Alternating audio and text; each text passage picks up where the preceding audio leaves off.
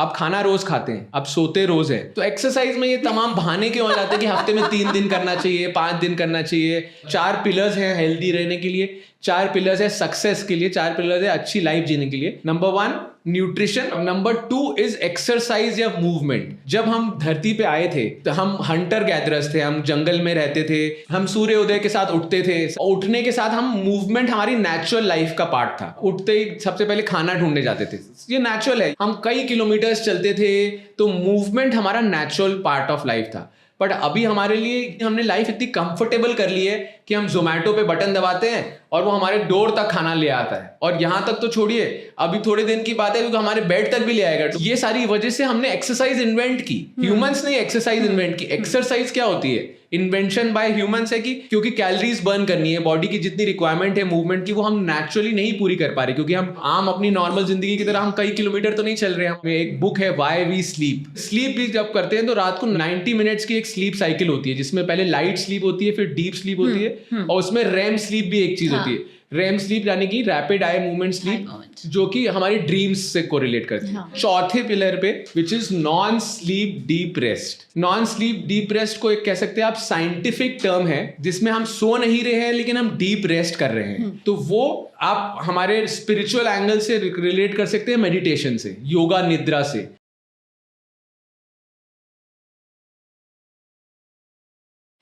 जिंदगी में आपका रिश्ता सबसे ज्यादा किसके साथ चलता है? माता के साथ, पिता के साथ, भाई के साथ, बहन के साथ, सहपाठी के साथ, पति के साथ, पत्नी के साथ, बच्चों के साथ? नहीं। सबसे लंबा अगर रिश्ता कहीं चलता है तो वो है आपका अपने तन के साथ, शरीर के साथ, बॉडी के साथ। और इस बॉडी को फिट रखना, स्वस्थ रखना, खुश रखना, अगर ये आप सीख गए हैं तो आपकी जिंदगी बहुत ज्यादा खूबसूरत हो जाती है। और इसी बात को हम आपको समझाने के लिए, इस बात का पूरा डिटेल देने के लिए हमारे सामने जो लेकर आए हैं जिस शख्सियत को, उनका नाम है डॉक्टर अर्पित बंसल। और आपका स्वागत है। मेरी सहेली का ये स्पेशल पॉडकास्ट डॉक्टर साहब के साथ होगा, जो सर्जन भी हैं और जाने क्या क्या क्या क्या इतनी सारी रिसर्च की बातें करते हैं कि आप घूम कर रह जाते हैं। How are you? Very very nice, thank you so much.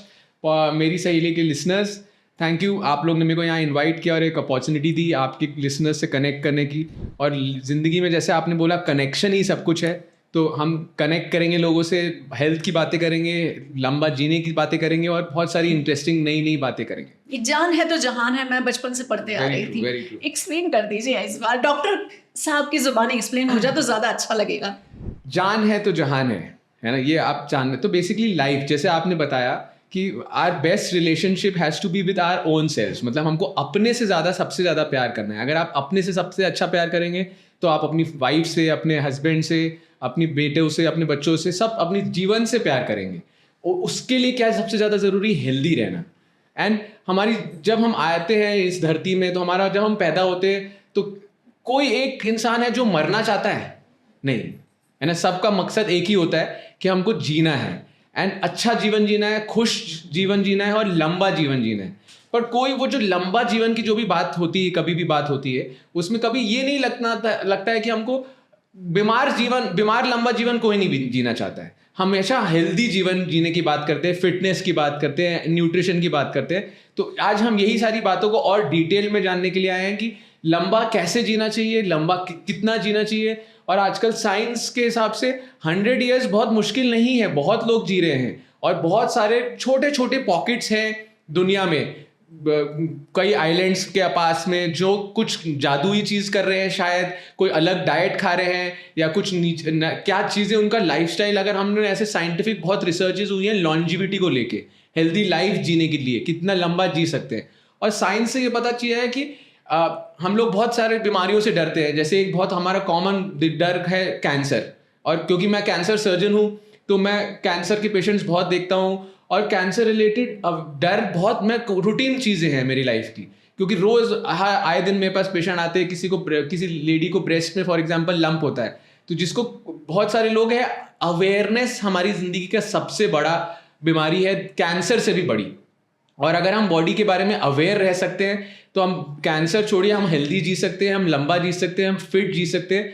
और हेल्दी रह सकते हैं। तो अगर मुझे अपनी ज़िंदगी के अगले 10 साल तक बहुत हेल्दी रखना है तो शुरुआत तो शायद मुझे आज ही से करनी पड़ेगी, राइट? तो हाँ एग्जैक्टली तो आपके मैं तो हमेशा सवाल उल्टा पूछना चाहता हूँ ये अच्छा। कि आपको आखिरी के 10 साल आपके ज़िंदगी की हेल्दी कैसे रखने हैं। फॉर एग्जाम्पल आप ऑन एन एवरेज माइंडसेट अब थोड़ा थोड़ा मेंटालिटी लोगों की चेंज हो रही है कि 70-80 तक जी सकते हैं, इतना तो सब लोग बिलीव करने लग गए हैं क्योंकि हमारे दादी नानी आजकल हेल्थ केयर इतना अच्छा हो गया है, अच्छे अच्छे हॉस्पिटल्स हो गए, अच्छे मतलब ट्रीटमेंट हो गए, अच्छी दवाइयाँ हो गई हैं और अच्छे लाइफस्टाइल पे लोग जा रहे हैं। तो 70-80 नॉर्मल जीना है फॉर एग्जाम्पल, लेकिन 100 ईयर्स तक टारगेट किया जा सकता है अगर आप अपनी हेल्दी लाइफ चाहते हैं तो उल्टा सवाल ये होता है कि आखिरी 10 साल आपकी ज़िंदगी के आप कैसे बिताना चाहते हैं। तो मैं इसके लिए सबसे इंपॉर्टेंट क्वेश्चन है, अगर आपकी नज़रियाई सोच आपकी सोच बदल देगा हर इंसान की ज़िंदगी के बारे में, कि आप एक लिस्ट बनाना शुरू करिए।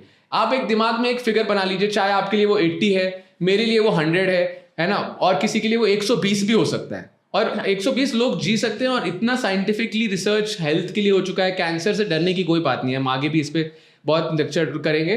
कैंसर रिसर्च बहुत आगे चल चुका है। अगर आप अवेयरनेस को मास्टर कर सकते हैं, अपनी बॉडी के प्रति अवेयरनेस, अपनी बॉडी का प्यार का अवेयरनेस, तो कैंसर बहुत एवरेज चीज़ है, उससे एक दिन का डरने की जरूरत नहीं है। यहाँ तक कि हमको एजिंग के बारे में सोचना चाहिए, क्योंकि ना अब जो कैंसर रिसर्च जो 50 साल पहले था, 50 साल पहले आज 2024 हो रहा है, तो जब 1984 या 1975 में जब कैंसर किसी को होता था तो उस समय तो कैंसर मतलब डेथ स्टेटमेंट ही था कि इंडिया में मान लीजिए 1990s या 2000 तक भी लोग कैंसर मतलब खत्म, कुछ हो ही नहीं सकता। माइंडसेट ही हमारा चेंज हो जाता था कि कैंसर से तो अब कुछ हो ही नहीं सकता। बट अब रिसर्च 50 सालों में बहुत बदल चुकी है, तो कैंसर से के बारे में तो डरना ही नहीं है। अभी हम और कई आगे बात करेंगे उसके बारे में, लेकिन कैंसर एजिंग से करना है। मतलब एजिंग एक बीमारी है बूढ़ा होना, उसको हम ठीक कर सकते हैं और हमको यहाँ तक कि रिवर्स कर सकते हैं। आजकल रिवर्स एजिंग की बातें हो रही है। अच्छा, ओके। मतलब ये सब सुन के ऐसा लगता है जैसे आपके हाथ में कोई छड़ी हो और आप ना वो सेल की जिंदगी बदल देने वाले हैं, वो जो डीएनए है वो चेंज तो यही मैं बता रहा हूँ कि आजकल रिसर्च ऐसे हो गई है जिसपे ऐसे काम हो रहे हैं, सेल की एजिंग पे काम हो रहे हैं। आपका ब्लड से आप बता सकते हैं आपकी ब्लड की एज क्या है, आपके हार्ट ब्लड से ये बता सकते हैं आपकी हार्ट की एज क्या है, आपकी ब्रेन की एज अलग है, आपकी हार्ट की एज अलग है। क्रोनोलॉजिकल एज तो आप नहीं बदल सकते, आपकी डेट ऑफ बर्थ तो आप चेंज नहीं कर सकते, लेकिन आपका हार्ट का एज, आपका ब्रेन का एज ये आप बदल सकते हैं। तो फिर लास्ट वो जो मेन क्वेश्चन था वो तो हमने बताया नहीं। तो एक आखिरी 10 साल आप अपने दिमाग में डिसाइड कर लिए जिसमें आप कॉन्फिडेंट है कि एक हेल्दी लाइफस्टाइल होना चाहिए 80 ईयर्स 100 ईयर्स, एंड एक लिस्ट बनाइए कि आखिरी 10 साल में आप क्या करना चाहते हैं। फॉर एग्जाम्पल, मैं एक बर्ड वॉचर हूँ, मैं एक रनर हूँ, मैं ओशन से भी कनेक्ट करता हूँ, मैं स्कूबा डाइविंग भी करता हूँ। तो कुछ एक्टिविटीज़ है जो मेरे को बहुत प्रेम है, नेचर में जाना, पहाड़ों में घूमना, बर्ड की फ़ोटो खींचनी। मैंने हज़ारों बर्ड्स की फ़ोटोज़ खींची हैं। इंडिया में नंबर 7 पे हूँ मैं। तो मैं आखिरी 10 साल मेरी लिस्ट में बर्ड वॉचिंग है, आखिरी 10 साल मेरी लिस्ट में रनिंग है, आखिरी 10 साल में पुशअप पुलअप मतलब अपनी फिटनेस रेजिमेंट करना चाहता हूँ, आखिरी 10 साल में घूमना चाहता हूँ पूरी दुनिया। जो अभी तो बहुत साल बचे हैं, लेकिन अगर कुछ जगहें बची हो तो मैं वहाँ घूमना चाहता हूँ। तो अगर एक लिस्ट बनाए, वो क्योंकि मैं थोड़ा एक्सट्रीम पर्सनैलिटी हूँ, मैं बहुत सारी चीज़ें कर रहा हूँ, तो मेरे लिए वो लिस्ट थोड़ी एक्सट्रीम हो सकती है। कोई एक सिंपल आदमी के लिए वो हो सकती है कि आखिरी 10 साल वो अपना हाउस होल्ड काम, मतलब अपना घर का काम करना, अपना साफ सफाई खुद करना चाहता है, खाना खुद बनाना चाहता है, या ट्रैवल करना चाहता है, या अपने फैमिली के लिए रहना चाहता है, या अपने बच्चों के लिए रहना चाहता है। तो ये सब हम एक लिस्ट बनाएंगे कि आखिरी 10 साल आपको क्या करना है हेल्दी।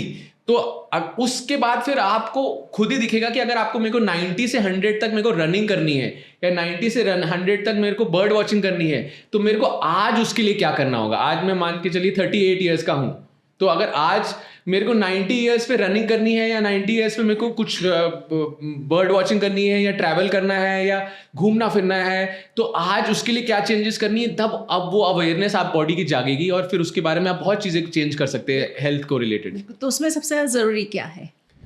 सबसे ज़्यादा हेल्थ के लिए ज़रूरी क्या है, तो उसके लिए हम एक 4 पिलर्स होते हैं हेल्थ के, उस पर हम बात करते हैं, है ना। हेल्थ मतलब हेल्दी रहने के लिए 4 पिलर्स होते हैं। सबसे कोई भी जो भी थोड़ा सा हेल्थ रिलेटेड फिटनेस या लंबा जीने की बात करता है, वो सबसे पहले बात आती है न्यूट्रिशन की। है ना। न्यूट्रिशन तो बहुत इंपॉर्टेंट है। न्यूट्रिशन तो अब डाइट के बारे में हम थोड़ा आगे फिर से बात करते हैं, लेकिन न्यूट्रिशन के बारे में अभी मैं कम बता रहा हूँ। न्यूट्रिशन मतलब हेल्दी खाना चाहिए। ओवरऑल वेजिटेरियन नॉन वेजिटेरियन पे हम नहीं जाएंगे। हर बॉडी अलग है, तो हर बॉडी को अलग डाइट सूट करती है। किसी को कुछ सूट करता है, आपकी बॉडी जेनेटिक्स पे हम फिर से बात करेंगे। लेकिन तो सबसे पहले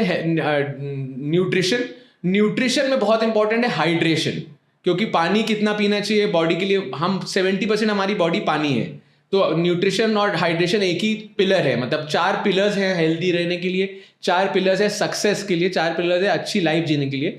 नंबर 1 न्यूट्रिशन, और न्यूट्रिशन में हाइड्रेशन है। और नंबर 2 इज एक्सरसाइज या मूवमेंट। जब हम धरती पे आए थे तो हम हंटर गैदरर्स थे, हम जंगल में रहते थे, तो हम सूर्योदय के साथ उठते थे, सनराइज के साथ हम उठते थे, और उठने के साथ हम मूवमेंट हमारी नेचुरल लाइफ का पार्ट था। हम उठते ही सबसे पहले खाना ढूंढने जाते थे, ये नेचुरल है, ये बॉडी का। ह्यूमन जब पैदा हुए थे, ह्यूमंस जब डायनासोर के बाद ह्यूमंस आए थे, तो हम सबसे पहले एम होता था हमको खाना, चाहे हम किसी को मार के खा रहे हैं, हंटिंग कर रहे हैं, या कोई प्लांट से डाइट कर रहे हैं, बट हम कई किलोमीटर्स चलते थे। तो मूवमेंट हमारा नेचुरल पार्ट ऑफ लाइफ था। बट अभी हमारे लिए हमने लाइफ इतनी कंफर्टेबल कर ली है कि हम जोमेटो पे बटन दबाते हैं और वो हमारे डोर तक खाना ले आता है। और यहाँ तक तो छोड़िए, अभी थोड़े दिन की बात है, क्योंकि हमारे बेड तक भी ले आएगा, डोर के अंदर भी आ जाएगा। तो ये बहुत ही खराब लाइफस्टाइल है। तो अब movement in life is not a necessity anymore. We have made our life extraordinary comfortable, luxurious. तो this is not good. And फिर ये सारी वजह से हमने एक्सरसाइज इन्वेंट की। ह्यूमंस ने एक्सरसाइज इन्वेंट की। एक्सरसाइज क्या होती है? इन्वेंशन बाय ह्यूमंस है कि क्योंकि कैलोरीज बर्न करनी है, बॉडी की जितनी रिक्वायरमेंट है मूवमेंट की, वो हम नेचुरली नहीं पूरी कर पा रहे, क्योंकि हम आम अपनी नॉर्मल जिंदगी की तरह हम कई किलोमीटर तो नहीं चल रहे हैं। हम अपना उठते हैं, ब्रश करते हैं, अपना ऑफिस जाते हैं, गाड़ी से ऑफिस जाते हैं ज्यादातर, तुम कोई मूवमेंट नहीं है। तो इसलिए हमको एक रूटीन में एक्सरसाइज लाना पड़ रहा है। लेकिन मूवमेंट बॉडी की एक नेचुरल फॉर्म है। तो नंबर 1 हो गया न्यूट्रिशन और साथ में हाइड्रेशन। नंबर 2 हो गया मूवमेंट और एक्सरसाइज। नंबर 3 है जो कि बहुत इंपॉर्टेंट है, जो कि हमारा एक ब्रेन के लिए सिर्फ रेस्ट ही नहीं है, बट हमारा ब्रेन की डेवलपमेंट के लिए, हमारी मेमोरी के लिए बहुत इंपॉर्टेंट है, वो है स्लीप। तो ये भी अगेन हमारी बॉडी के अंदर एक क्लॉक होता है जिसको कहते हैं सर्कैडियन रिदम्स। 24 घंटे का क्लॉक होता है, और वो एक सनराइज के साथ वो क्लॉक ऑटोमेटिकली हमारी ब्रेन में एक सेट होता है। सुप्राकाइस्मेटिक न्यूक्लियस एक ब्रेन का एक ऑर्गन है, एक छोटा सा पार्ट है सुप्राकाइस्मेटिक न्यूक्लियस। बहुत ही टेक्निकल टर्म है, अगर आपको समझ नहीं आ रहा हो तो वो एक क्लॉक है, लिटरली वो एक क्लॉक है। आप जब उठते हैं, जब आपकी आंखों में सबसे पहले लाइट जाती है, तो वो क्लॉक शुरू हो जाती है। और कुछ हार्मोन्स होते हैं जैसे एडिनोसिन, कॉर्टिसोल, जो लेवल्स बढ़ने लगते हैं, और वो क्लॉक शुरू हो जाती है कि 15-16 घंटे तक वो क्लॉक एक्टिव रहेगी, और उसके बाद फिर आपको नींद आने लगेगी। तो फिर आपका दिन खत्म हो गया, फिर आप अंधेरा हो जाएगा, नॉर्मली उस समय तक सनसेट हो जाएगा, और फिर आपका सोने का समय हो जाएगा। और सोना नॉर्मली रिकमेंडेड है 8 hours of sleep every day. तो ये साइंटिस्ट कहते हैं कि सोना 8 घंटे सोना ब्रेन की हेल्थ के लिए, बॉडी हेल्थ के लिए, हमारी इम्यून सिस्टम के लिए, हमारे लिवर फंक्शन के लिए, हमारे किडनी फंक्शन के लिए, हमारे हार्ट फंक्शन के लिए, हमारे सब ऑर्गन्स के फंक्शन के लिए बहुत इंपॉर्टेंट है। और सोना सिर्फ बॉडी के रेस्ट के लिए इंपॉर्टेंट नहीं है, सोने में हमारा मेमोरी फंक्शनिंग होता है, हमारा दिमाग रिफ्रेश होता है, हमारा इम्यून सिस्टम रीबूट होता है, हमारा लिवर फंक्शन बहुत इंपॉर्टेंट काम करता है, हमारा डाइजेस्टिव सिस्टम जो कि हमारा हेल्थ का बहुत इंपॉर्टेंट पार्ट है, सबसे मेन सिस्टम, क्योंकि हम कंज्यूम तो डाइट खाने से ही करते हैं, वो इंपॉर्टेंट होता है। तो वो हमारा रीसेट होता है। और साइंटिस्ट ने ये कहा है कि अगर आप स्लीप डेप्रिवेशन कर रहे हो, मतलब 1 घंटे की नींद, क्रॉनिक स्लीप डेप्रिवेशन, मतलब लगातार अगर आपकी नींद की कमी है, आप 4 घंटे सो रहे हो, 5 घंटे सो रहे हो, तो cancer, hypertension, stress, anxiety, lifestyle diseases की भरमार ही शुरू यहाँ से हुई है। ऑब्वियसली न्यूट्रिशन उसमें सबसे इंपॉर्टेंट है, हाइड्रेशन भी बहुत इंपॉर्टेंट है, मूवमेंट तो इंपॉर्टेंट है ही, ओबिसिटी, डायबिटीज लेके, लेकिन स्लीप भी बहुत इंपॉर्टेंट है, जो कि अभी तक मैं भी नहीं कर रहा था, लेकिन मैंने आजकल रिसर्च बहुत की स्लीप के बारे में। एक बुक है व्हाई वी स्लीप, एक बुक का नाम है मैट वॉकर करके, Matthew walker, he is a scientist who has done extensive research कि स्लीप कितनी इंपॉर्टेंट है और क्यों इंपॉर्टेंट है, मतलब स्लीप में क्या होता है ब्रेन के लेवल पे। तो इसीलिए ये मैंने जो रिंग पहना हुआ है, ये अल्ट्रा ह्यूमन रिंग है, एक AI रिंग है, जिससे मेरा स्लीप स्कोर पता चलता है कि मैंने रात को कितना अच्छे से सोया। स्लीप में भी अगर आप जानेंगे तो अलग अलग साइकिल्स होती है। तो उस तरह 24 घंटे की साइकिल जो बॉडी के क्लॉक है वो एक 90 मिनट्स के छोटे साइकिल्स में ब्रेकन डाउन है। मतलब हर 90 मिनट्स में एक साइकिल होती है। जैसे स्लीप भी जब करते हैं तो रात को 90 मिनट्स की एक स्लीप साइकिल होती है, जिसमें पहले लाइट स्लीप होती है, फिर डीप स्लीप होती है, और उसमें रैम स्लीप भी एक चीज होती है। रैम स्लीप यानी कि रैपिड आई मूवमेंट स्लीप, जो कि हमारी ड्रीम्स से कोरिलेट करती है। फिर 90 मिनट्स बाद एक स्लीप साइकिल खत्म हो जाती है, फिर दूसरी स्लीप साइकिल शुरू होती है। तो नाम तौर पे नॉर्मल नाइट में आपको 4 से 5 स्लीप साइकिल्स मिलती है। तो इसीलिए इस पे फिर हम आते हैं चौथे पिलर पे, fourth pillar, which is non sleep deep rest.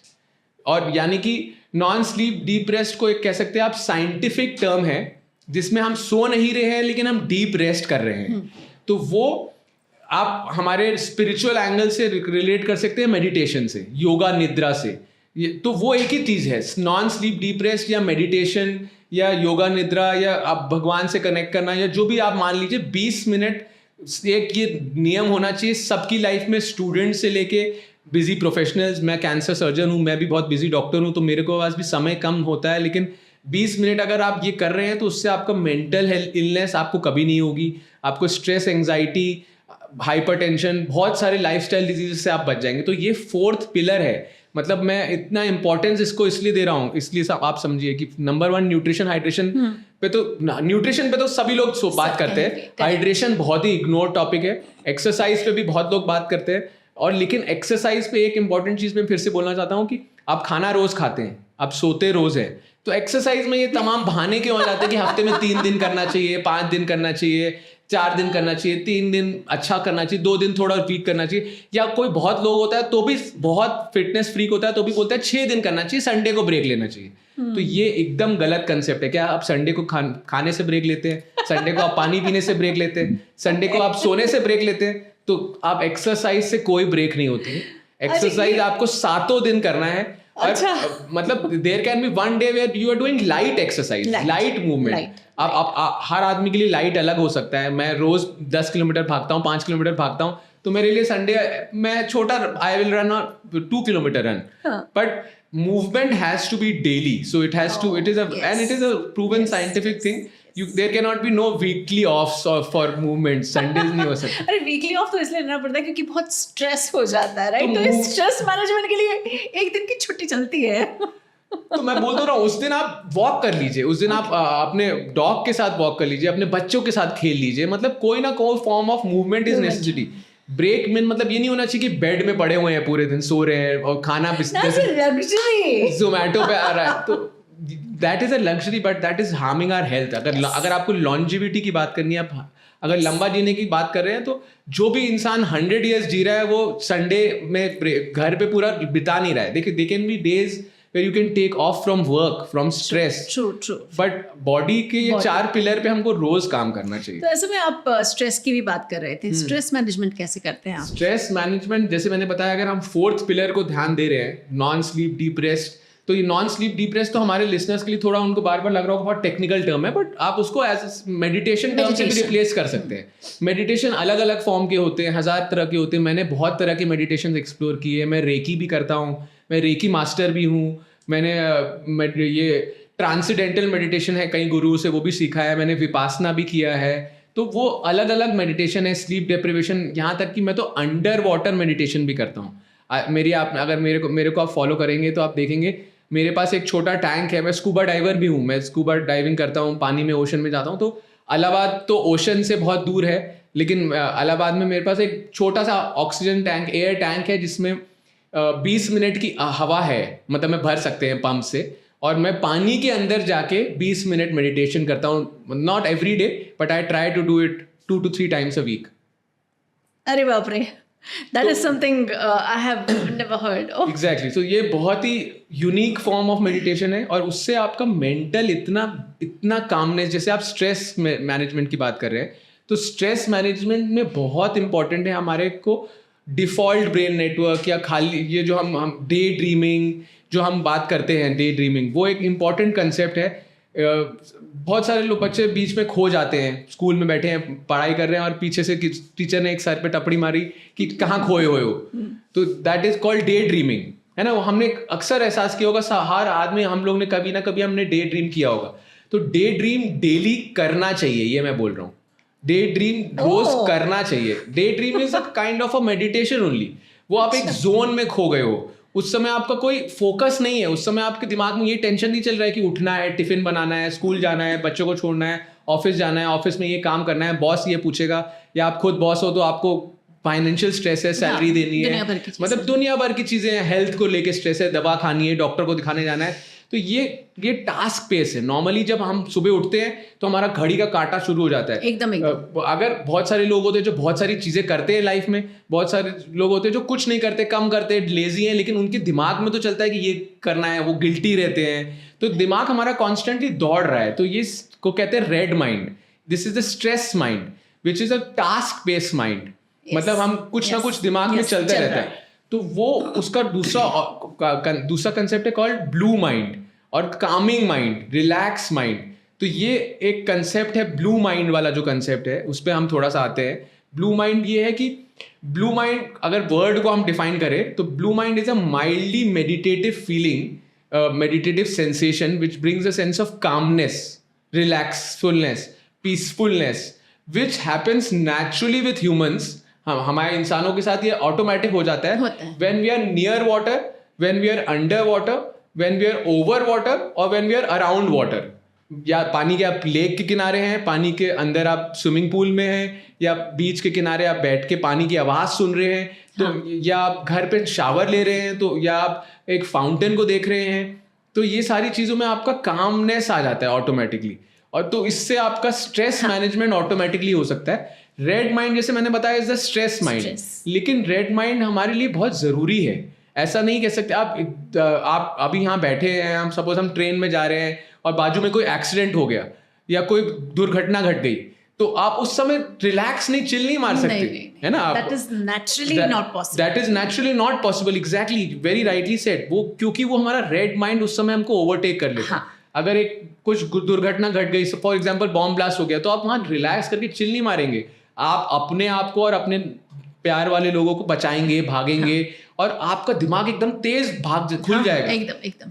आपको पता होगा कि कहाँ से भागना है, कैसे भागना है। कुछ प्लान नहीं भी बना होगा तो भी आप भाग जाओगे। आप रात को 2 बजे भी होगा तो भी आप नींद खुल जाएगी। ऐसा नहीं होगा कि अच्छा नींद आ रही है चलो सो जाते हैं। You have no option.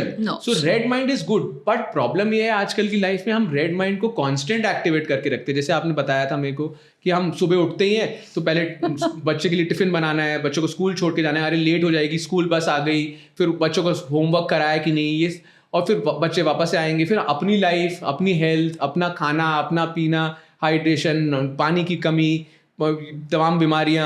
तो एक कांस्टेंट रेड माइंड स्टेट में है। तो we have to take 20 minutes of minimum in our daily lifestyle and relax and meditate और कनेक्ट टू द वाटर और ब्लू माइंड, या कोई एक एक्टिविटी ऐसे कर सकते हैं। फॉर एग्जाम्पल बहुत लोगों के लिए पूजा पाठ भी होता है ये, लेकिन पूजा पाठ भी आजकल आप देखेंगे आम लोग स्ट्रेस से करने लग गए कि पूजा पाठ भी एक नियम हो गया है कि 9 बजे हमको दिया जलाना है, 9 बजे 8 बजे दिया जलाना है। तो वो एक, अगर आप पूजा पाठ भी अगर आप स्ट्रेस लेके कर रहे हो तो फिर पूजा पाठ का मतलब ही क्या है। अच्छा एक बात बताइए, आप बोल रहे हैं ये 4 पिलर्स हैं, इनको फॉलो करना चाहिए, तो क्या इस वजह से जो एजिंग रिलेटेड इश्यूज हैं, जो एजिंग रिलेटेड प्रॉब्लम्स आपको हो जाती है, आप उम्र रोक नहीं सकते हैं, लेकिन उस समय में कुछ एक हड्डी कमजोर हो जाएगी, नजर कमजोर, क्या उसको हम यंग एज से ध्यान रख के एजिंग को और डिले कर सकते हैं? बहुत ज़रूरी सवाल है और बहुत ही सही सवाल है।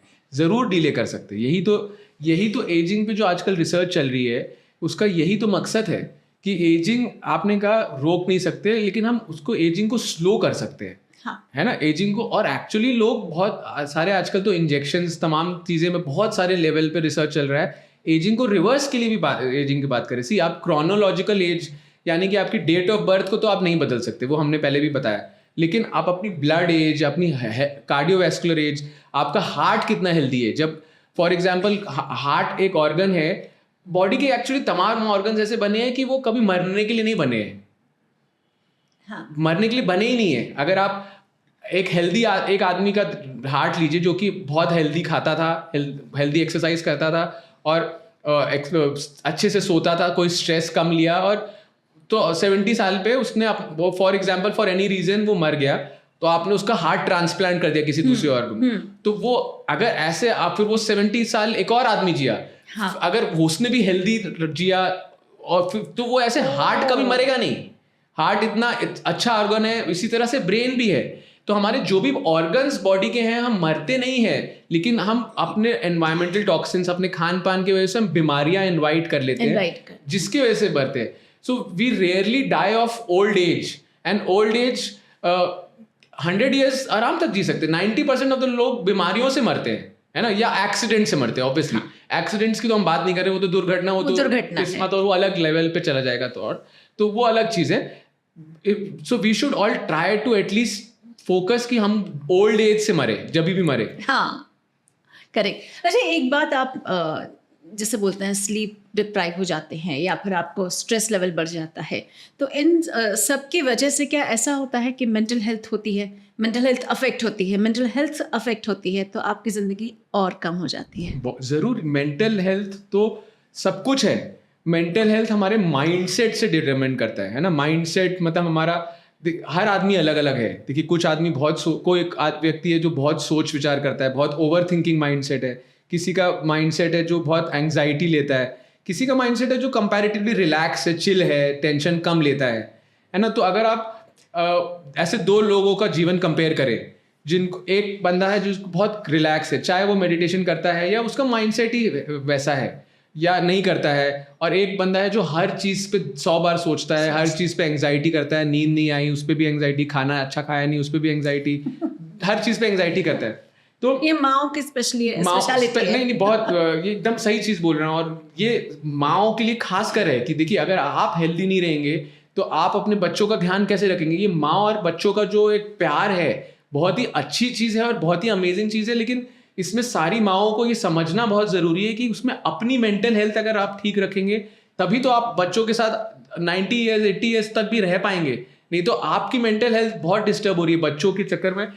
मेरा आज फ्रेंड मिले थे, एक बहुत क्लोज फ्रेंड है, बचपन के फ्रेंड है। उनका बच्चा अभी 10th 12th क्लास में है, तो उनके हस्बैंड मेरे को यही समझा रहे थे कि आजकल मेरी वाइफ बच्चों के साथ इतना इन्वॉल्व हो गई हैं, बच्चे एक ही बच्चा है, बच्चे की पढ़ाई में, खाने में, तो वो कॉन्स्टेंटली इन्वॉल्व। मतलब माओ का ये प्यार ही इतना अच्छा है, लेकिन एक लेवल पे हमको अपने आप को, तो भी अपनों बच्चों से, मैं बहुत ऐसी चीज़ कह रहा हूँ जो हो सकता है सबको अच्छी ना लगे, लेकिन वी आर अस, जो आपने स्टार्ट किया था, अपना रिलेशनशिप लाइफ का सबसे इंपॉर्टेंट होता है, अपने बच्चों से भी ज़्यादा। और अगर आप अपने आप को उतने प्यार दे पाएंगे तो आपको ऑटोमेटिकली आप अपने बच्चों को उतना ही प्यार देंगे। और वो अपनी हेल्थ, अगेन हम बैक सब कुछ उसी चीज़ पे कनेक्ट कर रहे हैं कि अपनी हेल्थ, हमको अवेयरनेस, अगर अपनी बॉडी के प्रति आप प्लीज़ इग्नोर ना करें, ना अपनी हेल्थ इग्नोर करें, ना अपना पानी कम पीना इग्नोर करें, तो ऑटोमेटिकली आपका दिमाग, नींद आपकी इग्नोर नहीं करे। तो ये बहुत सारी माओं का ये कॉमन क्वेश्चन होता है कि मेरे को तो बच्चों के लिए उठना है, रात को अब मेरे को सब काम करना है, तो मैं नींद कैसे पूरी कर पाऊँ मेरी, है ना। It's a very valid question. But वो आप अपना दिनचर्या जिस हिसाब से एडजस्ट करें, या तो स्कूल जाने के बाद फिर से सोए, वो हर आदमी की अलग अलग लाइफस्टाइल है। We can not get into each and every lifestyle, but you have to be aware of your body. And mindset जो आपने बोला बहुत इंपॉर्टेंट है, मेंटल स्ट्रेस लेने वाला माइंडसेट और पॉजिटिव ग्रोथ वाला माइंडसेट से आपकी जिंदगी बदल सकती है। There is a difference between a mindset. Mindset can make your life extraordinary और mindset can take your life average. Agree. हम लोग बहुत स्ट्रेस की और बहुत सारी बातें कर रहे हैं। इस बीच में हम लोगों ने एक बात ये भी की जिसके बारे में I want you to really make me understand. हम लोग डीएनए में भी तब्दीलियां ला सकते हैं। हम ऐसा कुछ बात चल रही थी कि हम लोग एक्चुअली सेलुलर लेवल पर जाकर अपनी चीज़ों को चेंज कर सकते हैं। वो क्या है? बड़ा गूढ़ सा और बड़ा इंटरेस्टिंग सा टॉपिक है ये मेरे लिए। So, देखिए, सबसे पहले इस पे हम बात करते हैं कि जेनेटिक्स। तो आप ये पूछ रहे हैं कि क्या लाइफस्टाइल से हम जेनेटिक्स को भी चेंज कर सकते हैं क्या? हेल्दी खाना पीने से जेनेटिक्स को चेंज कर सकते हैं? तो इस पे हमको थोड़ा सा पहले अपने लिसनर्स को ये समझाना जरूरी कि जेनेटिक्स होता क्या है। तो जेनेटिक्स तो डीएनए स्ट्रक्चर है जो कि हमारे हर सेल का सेम है। अगर हम हमारे ब्रेन से एक सेल निकाले, हमारे हार्ट से एक सेल निकाले, हमारे डाइजेस्टिव सिस्टम से एक सेल निकाले, तो सबका डीएनए तो सेम है। लेकिन एपिजेनेटिक्स एक चीज़ होती है। एपिजेनेटिक्स वो डीएनए का एक्सप्रेशन डिटरमिन करता है। वो डीएनए जैसे मैंने बताया ब्रेन सेल जो काम कर रहा है वो हार्ट सेल तो नहीं कर रहा, नहीं करेगा, और जो correct. पेट का सेल तो नहीं कर रहा, लिवर का सेल तो नहीं कर रहा, तो expression of that cell is called epigenetics, जो कि हमारे एनवायरमेंटल फैक्टर्स, हम क्या खान पान कर रहे हैं, हमारे क्या बैक्टीरिया रहते हैं। तो आप जानते हैं हमारे गट में करोड़ों की संख्या में अच्छे बैक्टीरिया रहते हैं, good bacteria, which are a important part of our epigenetics. अच्छा, इससे एक बात मैं आपको बीच में रोक रही हूँ, मैं बड़ी क्यूरियस हो रही हूँ। जब हम ग्राफ्टिंग करते हैं, स्किन ग्राफ्टिंग करते हैं, हाथ की स्किन निकाल कर हमने किसी और ऑर्गन में लगाई, और वो तो फिर कैसे चेंज हो जाता है उनका डीएनए और एपीडीएनए? तो डीएनए नहीं चेंज होता, स्किन आपकी यहाँ पे सपोज चोट लग गई थी आपको, तो आपने यहाँ से कहीं स्किन ग्राफ्टिंग कर दी, तो दूसरी स्किन आपने लगाई, वहाँ पे ग्रो की वो स्किन, जो आपके इम्यून सिस्टम सेल्स है उसने अडेप्ट कर ली, उसमें कुछ डीएनए नहीं चेंज होता, वो एक एक्सटर्नल ऑर्गन है किसी दूसरे आदमी से या खुद की और बॉडी से, हाँ, दूसरों का भी स्किन ले लेते तो हैं। उसमें हमको हमारे इम्यून सिस्टम मैचिंग बहुत ज़रूरी है। इम्यून सिस्टम के जो सेल है उसके साथ में कभी कभी हम, अगर सपोज आप किसी दूसरी बॉडी का पार्ट ले रहे हैं, या कभी कभी कैंसर में या किसी पार्ट में हम पिग की इंटेस्टाइन से कुछ लेते हैं, या तो वो सारी चीज़ें, एक्सटर्नल चीज़ें हम ले रहे हैं, तो हमारी बॉडी इम्यून सिस्टम को हमको दबाना पड़ता है। We have to take immune suppressive drugs, ताकि वो इम्यून सिस्टम उसको फेंके ना, क्योंकि बाहर की कोई भी चीज़ है तो इम्यून सिस्टम उसको वो फेंक देगा कि हमारी चीज़ नहीं है, तो वो ग्राफ्ट को या कोई इंटेस्टाइन, जैसे पिग की इंटेस्टाइन या graft, for example mesh, hernia surgery करते हैं हम, तो हर्निया में मैश लगाते हैं, तो आउटसाइड थिंग्स को बॉडी रिएक्ट करती है, इम्यून सिस्टम रिएक्ट करता है, तो we have to take immune suppressive drugs ताकि बॉडी उसको अडेप्ट कर ले।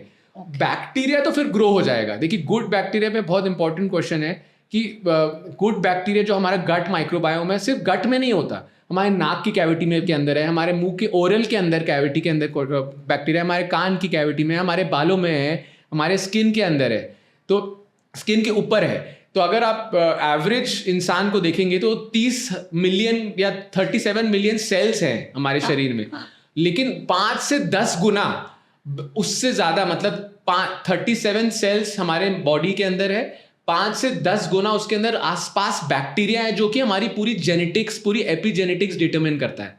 तो ये एक बहुत अच्छा एनालॉजी देना चाहता हूँ मैं। एक पियानो आप देख लीजिए, है ना, एक सपोज एक पियानो है, तो पियानो हमारा डीएनए है। फॉर एग्जाम्पल आप पियानो को डीएनए मांग लीजिए, और पियानो पे आप अलग अलग गाने बजाएंगे, पियानिस्ट एक होगा, तो हमारा पियानिस्ट हमारा एपीजीनोम है, हमारे आसपास के अच्छे बैक्टीरिया है, हम खान पान में क्या खा रहे हैं, हम खराब चीज़ें लाइक जैसे अल्कोहल ले रहे हैं कि नहीं ले रहे, हम पानी कितना पी रहे हैं, हम मूवमेंट कितनी कर रहे हैं, ये सब हमारा एपीजेनेटिक्स है। तो एपीजेनेटिक्स तो हमारे हाथ में है, हम डीएनए हमारा कुछ भी हो जाए। फॉर एग्जाम्पल तो वो पियानिस्ट, मतलब जो गाना कैसे बजेगी आपकी लाइफ की, वो एपिजेनेटिक्स डिटरमिन करता है, वो आपका डीएनए नहीं डिटरमिन करता। मतलब ठीक है, देखिए डीएनए थोड़ा तो डिटरमिन करता है, तो डीएनए का रोल सिर्फ 10% है, मजाक नहीं कर रहा हूँ, डीएनए का रोल सिर्फ 10% है।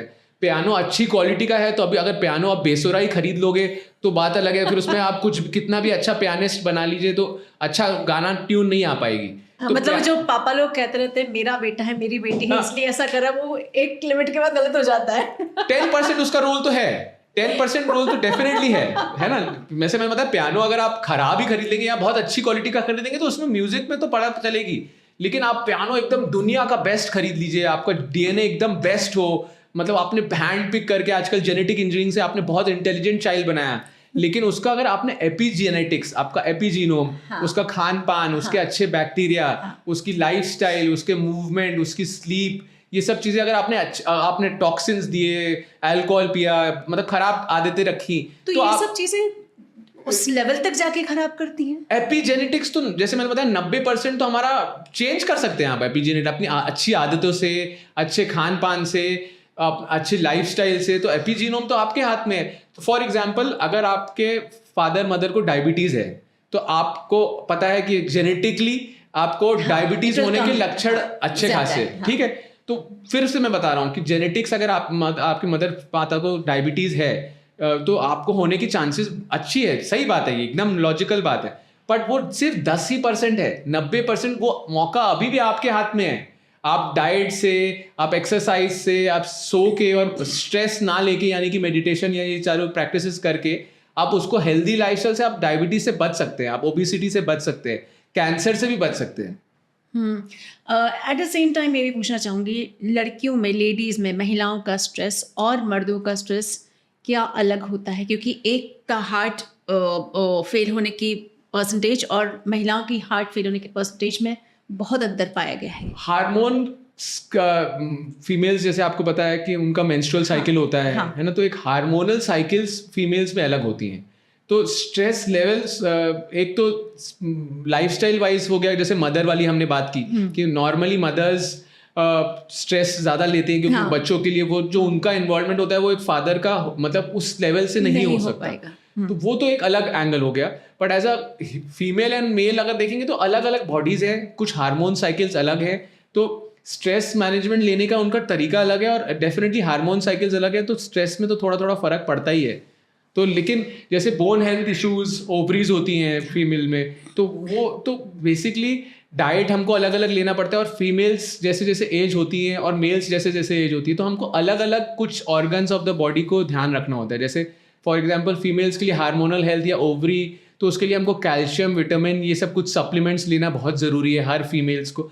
मेल्स को भी ज़रूरी है ना, लेकिन फीमेल्स को वो जो लॉस है ओस्टियोपोरोसिस और ये बोन वाली बीमारी, कुछ बीमारियों के लिए फीमेल्स ज़्यादा प्रोन है और कुछ बीमारियों के लिए मेल्स ज़्यादा प्रोन है। तो ये सारे अलग अलग वेरिएशंस ज़रूर होते हैं, लेकिन मोर और लेस अगर आप ये 4 पिलर्स पे फोकस करेंगे तो आप हेल्दी रह सकते हैं। सबसे इंपॉर्टेंट बात है अवेयरनेस। अच्छा, एक बहुत प्यार भरी बातें कही जाती हैं कि मतलब फिल्मों में होता है कि दोनों का बर्ड्स का जोड़ा, पंछियों का जोड़ा था, एक की मौत हो गई तो दूसरी की भी मौत हो जाती है, ऐसा लव बर्ड्स के बारे में कहा जाता है। और असल ज़िंदगी में भी ये देखने को कई बार मिलता है कि अगर पति या पत्नी चली गई है तो पति भी पीछे पीछे वैकुंठ धाम की तरफ निकल लेते हैं। ऐसा कुछ होता है क्या? ऐसा होता है, आपके हाथ में पावर है। हम फिर से माइंडसेट डिपेंड पे आ जाते हैं।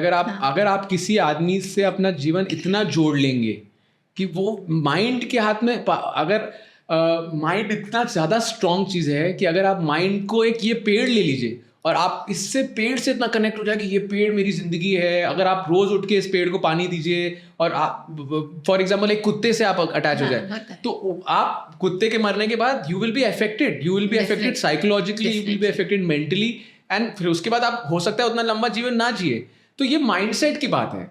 देखिए, प्यार और लाइफ पार्टनर तो डेफिनेटली होना चाहिए और वो बहुत इंपॉर्टेंट है हमारी लाइफ में, लेकिन फिर मैं बोल रहा हूँ कि अपने आप को, हमको, हर आदमी को, चाहे वो हस्बैंड हो चाहे वो वाइफ हो, आई थिंक कि वी एज ह्यूमंस फर्स्ट हमको रखना चाहिए अपने आप को, और फिर हमारे लाइफ पार्टनर को ऑलमोस्ट इक्वल नजरिया दे सकते हैं आप उनको, बट उससे ज़्यादा देंगे तो वो आपकी लाइफ का स्ट्रेस ही अल्टीमेटली बन जाएगा।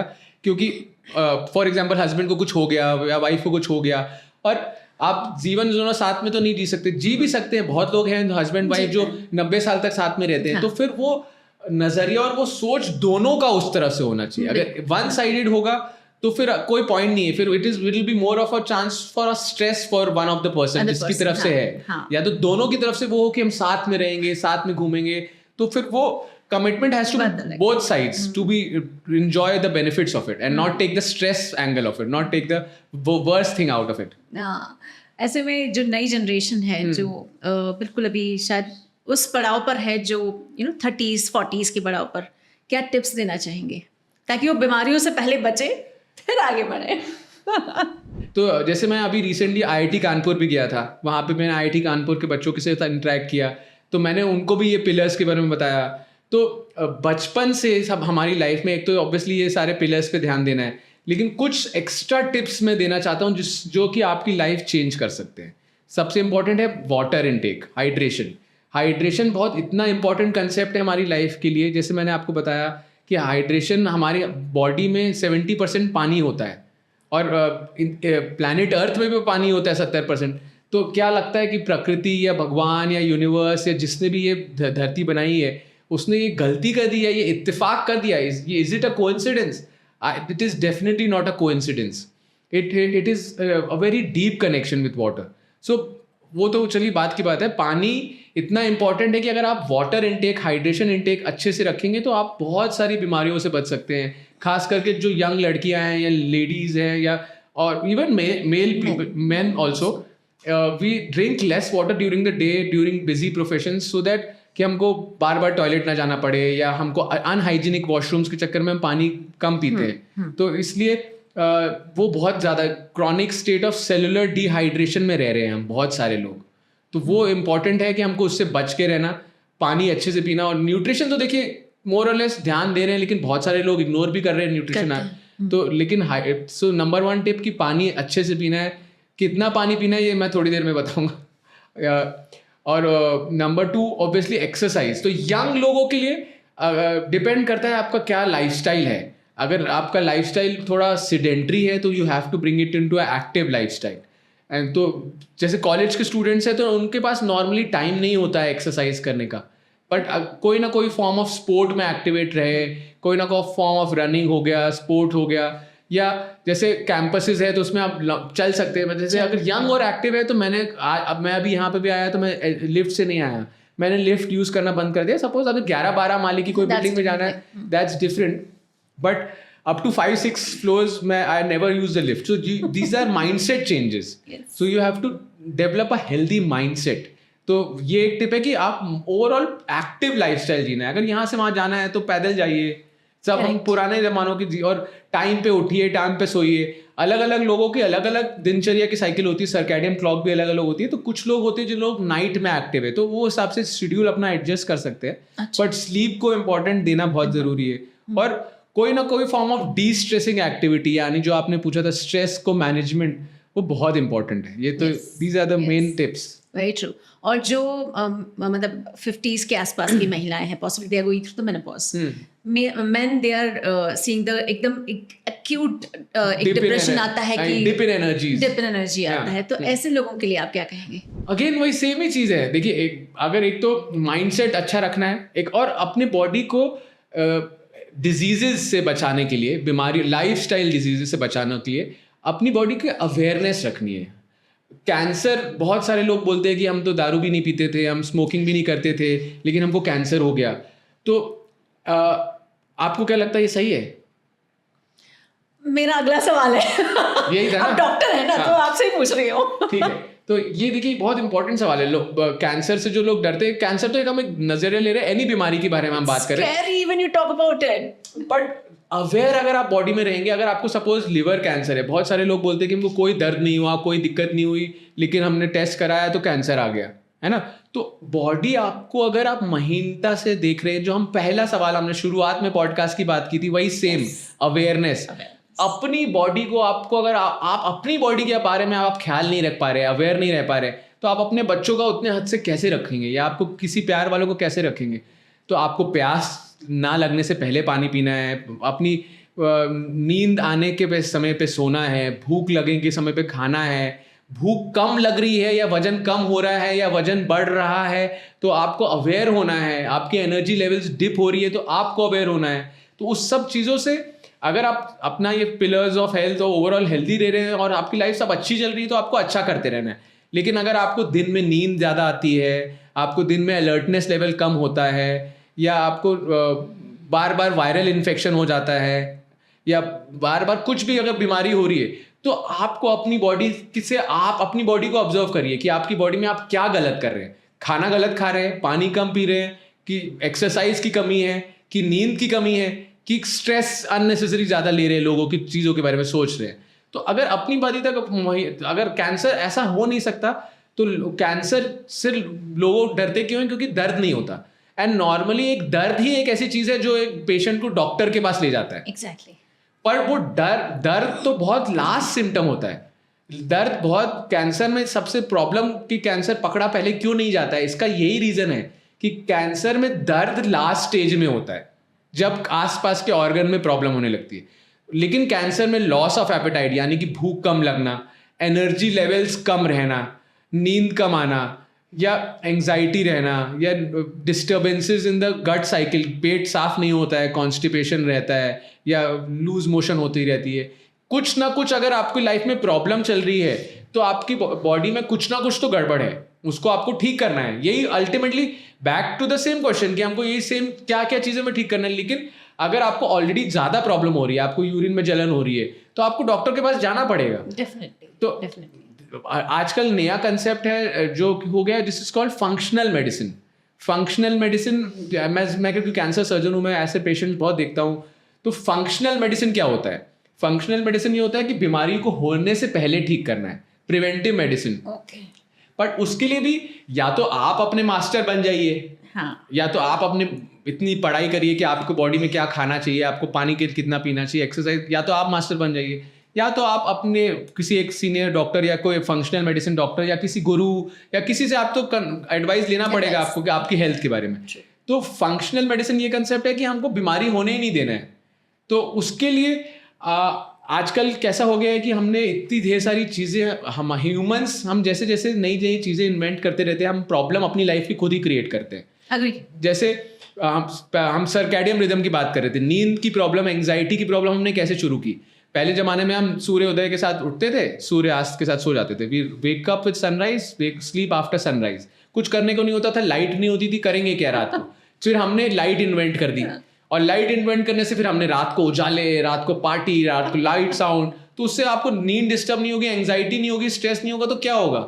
आप अपनी क्लॉक के साथ हम खुद मेस कर रहे हैं। एक और बहुत ब्रिलियंट एग्जाम्पल है कि जो 1950s में जो बीमारी लोग मरते थे, वो इन्फेक्शियस डिजीजेस से मरते थे ज्यादातर, है ना। जब 1940s या 1900 में हमारे दादी नानी लाइफ स्पैन होता था 40-50 साल, और हम बहुत सारे इन्फेक्शन हो जाते थे तो हम मर जाते थे, क्योंकि हमको इन्फेक्शन से फाइट करने के लिए हमारे पास एंटीबायोटिक्स नहीं था। करेक्ट, एंटीबायोटिक्स नहीं था, करेक्ट। तो एंटीबायोटिक्स जब डेवलप हुआ, तो आज की लाइफस्टाइल में हम infection, Covid was an exception, but otherwise हम इन्फेक्शियस डिजीजेस से तो नहीं मरते, मरते नहीं हम। इन्फेक्शियस नई नई एंटीबायोटिक्स है, एडवांस डिजीजेस है, इंजेक्शन, ये वो फलाना ढिमकाना, बट हम इन्फेक्शियस डिजीजेस से नहीं मरते। आजकल हम लाइफस्टाइल डिजीजेस से मर रहे हैं, डायबिटीज से मर रहे हैं, ओबेसिटी से मर रहे हैं। क्यों?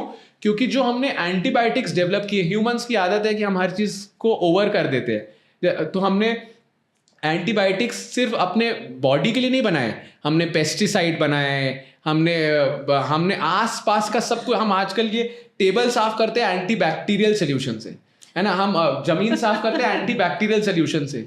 हम अपना माउथ वॉश करते हैं 100% एंटीबैक्टीरियल माउथ वॉश से।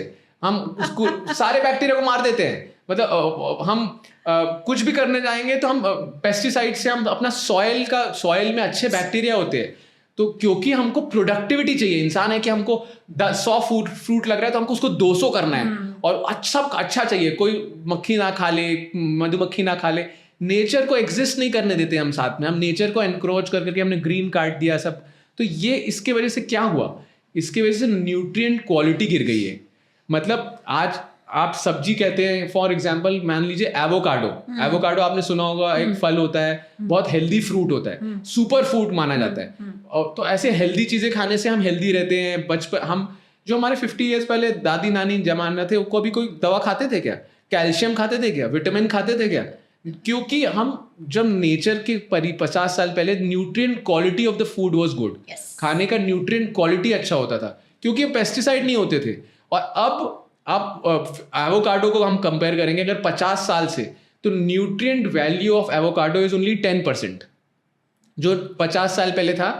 ऑर्गेनिक एवोकाडो है, I am not talking about a paste, क्योंकि पेस्टिसाइड यूज करके आप बोलेंगे कि मैं ऑर्गेनिक खा रहा हूँ, मैं पेस्टिसाइड के बिना खा रहा हूँ, लेकिन इतने हजारों सालों से तो हमने पेस्टिसाइड से सॉइल के जो अच्छे बैक्टीरिया वो खत्म कर दिया ना, सॉइल की क्वालिटी खराब कर दी। सदगुरु भी बोलते हैं सेव सॉइल। तो हमने सॉइल की क्वालिटी खराब कर दी, तो हमारा न्यूट्रिएंट वैल्यू खराब हो गया। तो उसके बदले में अब ये क्या है कि हमको मल्टीविटामिन या सप्लीमेंट खाना जरूरी है। तो या तो आप अगर हेल्दी जीना सच्ची में चाह रहे हैं, तो या तो आप दवाइयाँ खाएं, बीपी की, शुगर की, मोटापे की, वेट कम करने की, कोलेस्ट्रॉल कम करने की, या तो आप सप्लीमेंट्स खाएं। कुछ तो सप्लीमेंट्स कुछ है जो हमको खाने ज़रूरी हैं लाइफ में। मतलब ये आप नहीं उम्मीद कर सकते कि न्यूट्रिएंट से मिल जाएंगे, क्योंकि हमारे लाइफस्टाइल डाइट इतना चेंज हो गया है। प्रोबायोटिक्स बहुत इंपॉर्टेंट है। जैसे अगर आप बॉम्बे में रहते हैं तो हमको वड़ा पाव मिलता है, वड़ा पाव के साथ में चटनी मिलती है। अगर आप साउथ इंडिया में जाते हैं तो आप साउथ इंडिया खाना खाते हैं तो उसमें चटनी होती है अलग अलग। नॉर्थ इंडिया जाते हैं तो उसमें अचार होते हैं।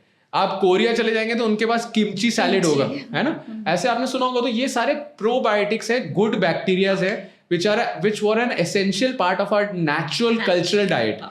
इंडिया का अलग है, यूपी हर का देश अलग है, हाँ, हर कोरिया का अलग है, जापान का अलग है, पर ये हमारी नेचुरल डाइट थी, तो वो उसमें हम हेल्दी बैक्टीरिया कंज्यूम करते थे, तो हमारा हेल्थ ओवरऑल हेल्दी रहता था. बट अब न्यूट्रिएंट क्वालिटी इतनी खराब हो गई है कि सप्लीमेंट्स तो लेना पड़ेगा, विटामिन के, कैल्शियम के, कुछ मैग्नीशियम के, और थोड़ा मतलब आपकी अपनी बॉडी को आप अवेयर रहना पड़ेगा, और आपकी बॉडी को क्या है एज के हिसाब से, जैसे आपने बोला मेनोपॉज के आसपास विमेन को कुछ अलग सप्लीमेंट्स लेने पड़ते हैं.